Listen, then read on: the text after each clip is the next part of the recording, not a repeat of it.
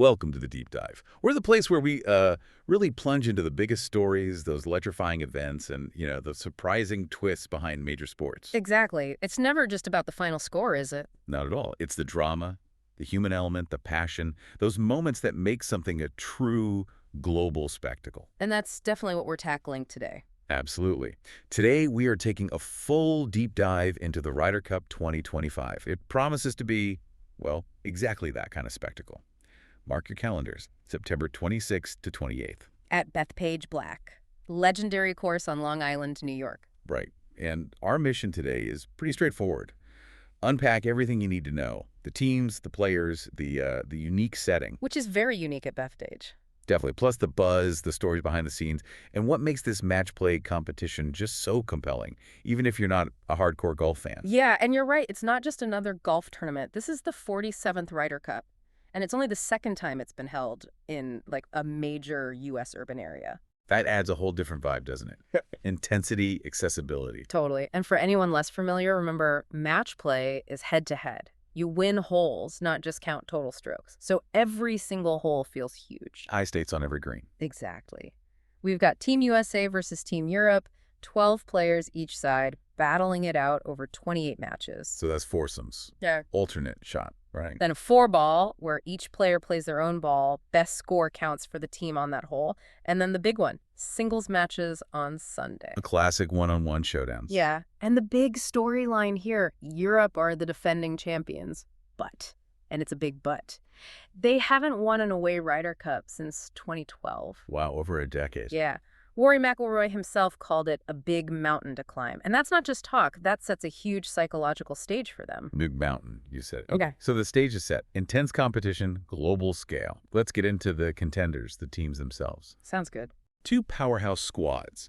And each team is built partly through automatic qualifiers, players who earn spots based on points all season. Right. Consistency pays off. And partly through captain's picks. Handpicked by the captain for specific skills, maybe experience, maybe just good team chemistry. That's where the captain's strategy really comes into play.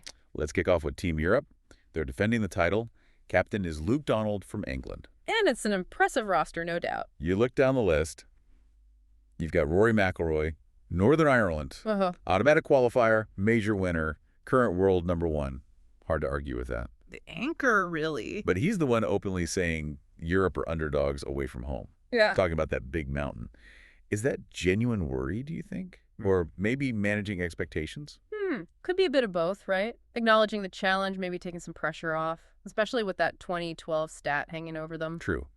Then there's Jon Rahm, captain's pick from Spain. He's now with Livy Golf, of course. Which definitely adds an interesting dynamic. And he won the Masters back in 2023. But what really stood out was Luke Donald calling him the heart of the team for his leadership. Yeah, that's significant. Why do you think Donald emphasized Rahm's leadership like that? Especially with McIlroy, the world #1 right there. It's a great point. I think it speaks to the different types of leadership needed in a Ryder Cup. Rory leads by example. His skill is undeniable, world-class. Right, calm dominance. Exactly. But Rahm, he brings that fire, that visible emotional intensity. He can galvanize a team, especially in a hostile environment like Bethpage will be. Ah, okay. So it's like having both the calm general and the passionate warrior. Sort of, yeah. Donald clearly wants that blend. Experience plus this fresh, dynamic energy. Look at Ludvig Åberg, captain's pick from Sweden. Oh, young guy, right. Only 25. Just 25, yeah. Okay. But already won the Genesis Invitational this year, multiple top 10s in majors. He seems incredibly composed. That's the fresh blood Donald talked about. Exactly. Him and Rasmus Højgaard from Denmark, another automatic qualifier. Donald praised them for rejuvenating the team. And you can't forget Tyrrell Hatton, England. Automatic qualifier. Always lively. Yeah, lively is one way to put it. Passionate, maybe sometimes explosive. But a great competitor. Donald must have had a tough time balancing these guys. The experienced heads and the fiery youngsters. A good headache, as they say. Absolutely. Finding that perfect mix is key. Speaking of Hatton, this brings in that human element, maybe a bit of humor too. Remember his qualification celebration? Yeah. With Rahm? Oh, I think everyone heard about that one. Woke up, covered in vomit, and left an apology note for the hotel cleaning staff, which is something. Look, it shows the camaraderie, the release of pressure, maybe. It's raw, unfiltered. That's part of what makes the Ryder Cup atmosphere so intense, so personal. Yeah, it really does show the bonds, even if it gets a little messy sometimes. It's not just another week on tour for these guys. It's not even close. It's pride, it's nation, it's team. You wonder what other stories are bubbling under the surface in both camps. Totally. Okay, let's pivot. Let's talk Team USA. Home turf advantage. Right. Captain Keegan Bradley, former PGA champion. The New York crowd is going to be absolutely buzzing for them. Oh, you can guarantee that. It'll be loud. Leading the U.S. charge, Scottie Scheffler, world #1. Won the FedEx Cup, the PGA Tour's big season-long prize, and he just won the Pro-Tour Championship. Which many players use as a final tune-up, right? Yeah. Match play prep. Exactly. He's seen as their most vital player, even though, interestingly, he had a tough Ryder Cup in 2023. Record was 0-2-2. Shows how much belief they have in his current form, though. Then you've got Bryson DeChambeau, major winner, also Livy Golf. Right. And what's interesting there is, even though he can't play in PGA Tour tune-ups like Procore, he's been attending team meetings. That does speak volumes about commitment, doesn't it? Bridging that gap, showing team unity is the priority. It seems like it. Then Collin Morikawa, two-time major winner, captain's pick. He actually admitted feeling underprepared last time in 2023. Interesting honesty. Yeah, and he specifically said he wants sharpness this time. Yeah. Really highlights the mental game needed. Absolutely. Can't just show up and play. And don't forget Cameron Young, another captain's pick. Hits it a mile. And he's from New York State. That's a significant home advantage. The crowd will love him. Big time. Plus some exciting rookies. J.J. Spaun's had multiple PGA Tour wins this year. Ben Griffin had a really strong spring. Use that Procore event too. So Bradley thinks this is the closest team he's ever seen. And Scheffler apparently described the prep as just fun. That points to good chemistry, which is crucial. Those tune-up events, team meetings, they're not just about practice swings. They're about building that bond, that trust. Essential under a Ryder Cup pressure. Definitely. We should also briefly mention who's not there for the U.S., Jordan Spieth, out with wrist surgery. Big loss, experience-wise. And Brooks Koepka apparently had a poor season on the Levy Tour. Didn't make it. Yeah, their absence definitely changes the dynamic. Opens the door for others to step up. Okay, so we've got the teams. But here's where, for me, it gets really interesting. Beyond the golf itself, the whole Ryder Cup experience, especially at Bethpage Black. Oh, yeah. The atmosphere, it's legendary. We touched on the New York audience. It's like a cult following, isn't it? It really is. Fans camping out for 24 hours in the parking lot, just hoping for early tee times. That's dedication. And they are loud, passionate. They genuinely act like a 13th player for the home team. They absolutely do. It's not just cheering, it's an environment, a psychological force. And it's fascinating how the teams are prepping for that. You mentioned Rory saying Europe used VR headsets. Yeah, simulating the noise on the first tee at Bethpage, trying to, quote, harden themselves mentally for that wall of sound. That is serious prep. Yeah. Building a mental fortress, like you said. It shows how much they respect or maybe fear that crowd factor. Meanwhile, the U.S. team, 10 of them, played that Procore Championship. Morikawa was stressing needing sharpness after 2023. Right, using actual competition to get ready. Both teams taking the mental and physical prep incredibly seriously. This whole environment, though, it brings logistical challenges too, right? There's been media talk about former President Trump possibly attending. Yes, and the PGA of America, who run the event stateside, their main focus will just be on fan safety and smooth operations. They learned from managing crowds at the U.S. Open in 2024 when he attended. So it's really just a logistical point for them, managing access, security, flow, keeping the focus on the golf and the fans. Exactly. Priority one is a safe, enjoyable event for everyone there. And the event isn't just confined to the course, is it? DP World is doing these big Manhattan activations. Yeah, that sounds cool. A 4-day fan zone in Rockefeller Center, citywide watch parties. They're really bringing the event to the city. Plus, for those looking for a more premium experience, speakeasy lounges, a BMW owners club. Helicopter transfers even. Wow. Okay, so covering all bases from Yeah. the hardcore fan camping out to the luxury experience. Seems like it. But it's not all glitz. There's strong health and community angle, too. Northwell Health is the official healthcare provider. Setting up medical stations, emergency docs, orthopedists. Important for players and the huge crowds. And importantly, they're supporting veteran programs, too. Which feels fitting for a big U.S. event. That's a nice touch. And PGA Rees Ages? The PGA of America's charity arm, They're doing the People's Perk Initiative? Yeah, 500 free tickets each day for first responders and young people. That's fantastic. Connects the event back to the community, makes it more accessible. It really shows how the Ryder Cup has become this massive global business. You mentioned tickets. Single day passes over $700. Yeah, it's a premium event. But what's fascinating is how it's become this big business. It's the partners, the sponsors. They're not just writing checks, they're shaping the experience. Right. Take DP World again.